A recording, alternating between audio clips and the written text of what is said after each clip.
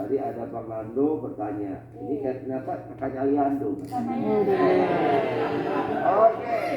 Dan selanjutnya masih ada pembahasannya lagi nih, karena panjang ya. Karena ini soal perlindungan anak ya di mata hukum Islam itu luar biasa, sangat dihormati seperti itu. Nah, sama halnya ketika kita sebagai anak ada punya tugas berbakti pada orang tua, seperti itu ya Pak Ustadz ya.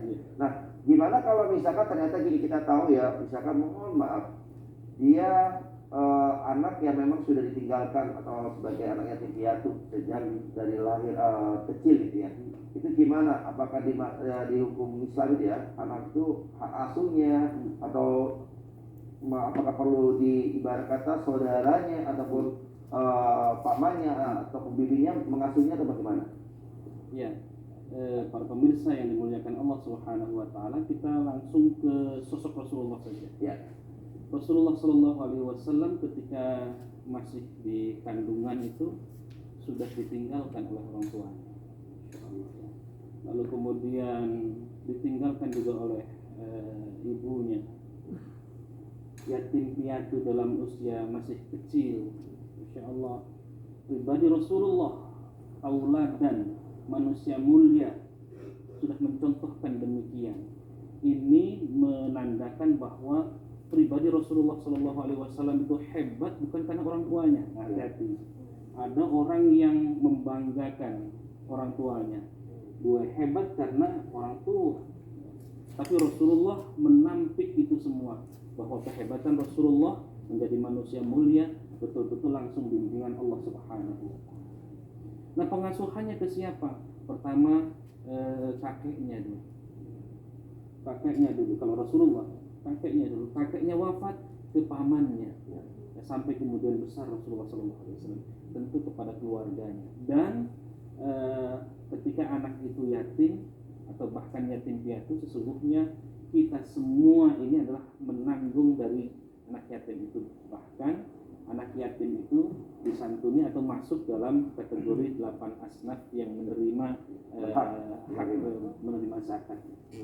Di antara 8 asnaf itu ada haknya yatim, anak yatim. Oke, berarti jelas sekali ya bahwa ternyata insya Allah anak ini benar-benar sangat dihormati dan dimuliakan ya. Rasulullah pun begitu ya, memuliakan anak yatim dan piatu. Masya Allah. Oke, selanjutnya Ustaz mau ditanyakan, semoga dulu. Mau nanya nih, ya, Ustaz. Ya. Begini Ustaz, ini kan saya juga masih belajar nih Ustaz, jadi orang tua gitu. Ini anak saya masih kecil gitu. Tahapan apa yang pertama Ustaz yang bisa kita ajarkan kepada anak kita, terutama kita melihat daripada sejarah-sejarah ulama-ulama terdahulu, bagaimana cara mereka mengajarkan kepada anak-anak. Iya, bagus sekali pertanyaannya ini, dan para pemirsa yang dimuliakan Allah Subhanahu wa taala. Pendidikan apa yang pertama kali harus ditanamkan kepada anak? Ya, sebelum belajar ilmu-ilmu yang lain gitu. Saya pernah mengunjungi beberapa negara di Timur Tengah ya, di Turki, di Mesir, di Iran, dan juga ke Eropa, terutama kita ke Timur Tengah ya, di Makkah, Madinah itu. Pendidikan yang pertama kali mereka tanamkan adalah pendidikan Quran. Ya. Pendidikan Quran. Jadi anak-anak sudah hafal Quran 5 tahun, 7 tahun itu memang tidak ada pendidikan yang dia terima kecuali pendidikan Quran. Maka Imam Syafi'i misalnya, saya pernah ziarah ke makam Imam Syafi'i di Mesir, 7 tahun sudah hafal Quran. Karena memang di rumah-rumah di sakoh-sakoh mereka pada ada syekh-syekh itu ramai anak-anak. Tidak belajar yang lain, bukan belajar nyanyi-nyanyi, tepok-tepok bukan. Tapi belajar Quran.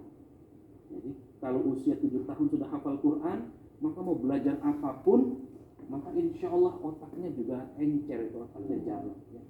Silakan jadi dokter, tapi yang hafid Quran. Silakan jadi insinyur yang hafid Quran. Silakan jadi apapun, arsitek-kah, ekonom-kah, politisi-kah, tapi sudah dasar Qurannya sudah bagus. Mestinya ini TPA itu Taman Pendidikan Al-Quran mestinya mengajarkan itu ya. Jadi sudah selesai belajar Qurannya ya 7 tahun, hafal Quran misalnya, baru kemudian belajar bahasa Inggris, belajar matematika, belajar yang lain-lainnya, IPA, fisika dan seterusnya. Kalau ini diterapkan, masya Allah, Indonesia akan menjadi negara baldatun thayyibatun wa rahmatun. Oke, kita harus optimis saja. Ini boleh sudah contoh seperti kita mulai perdengarkan MP3. Iya, salah satunya. Iya, otak anak kan, masya Allah, nanti mungkin Bu Dokter akan sedikit singgung. Otak anak itu kayak pita kosong ya. Apapun Memori, masuk, ya? memorinya masya Allah ya. Dan apa yang dilihat itulah yang masuk ke memori anak. Apa yang dia dengar itulah menjadi memori anak.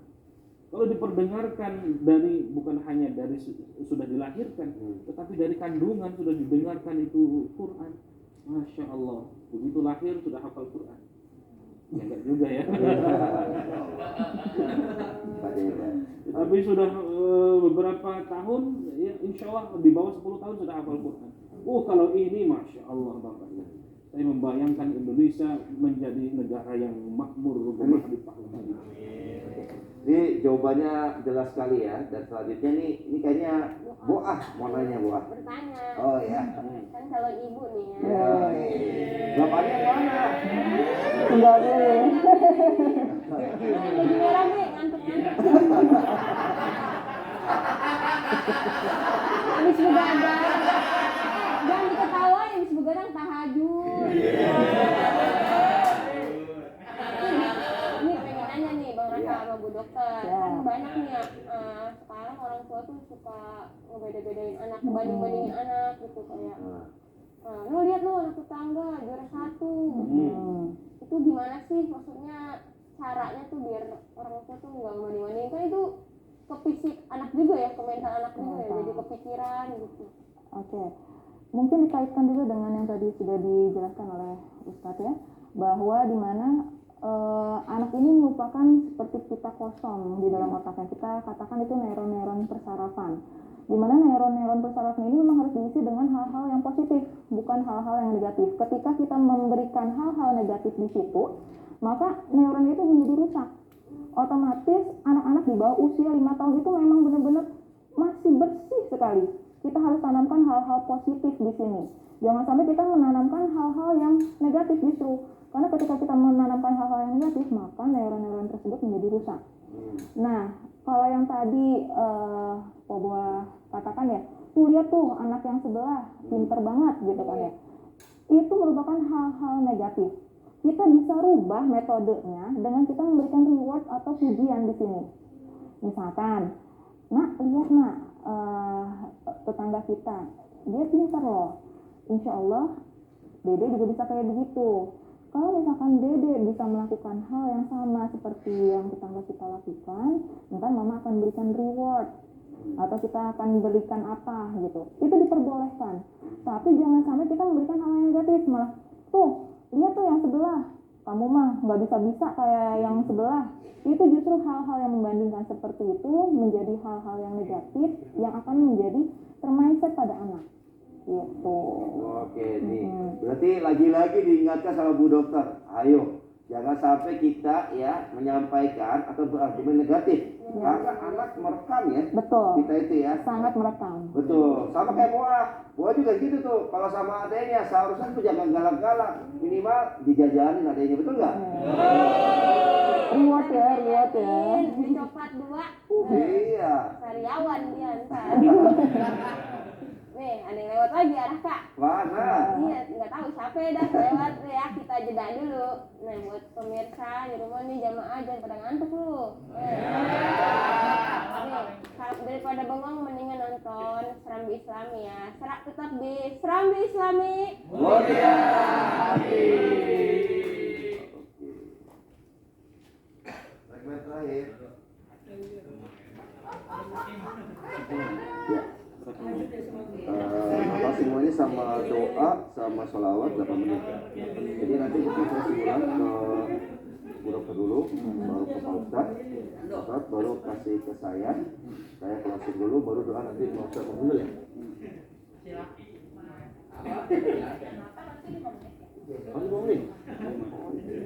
Singkat dulu. Ya, yuk. Oke. Thank you. Habis doa atau sholawat? Closing doa sholat. Ya. Iya. Cukup. Iya, cukup.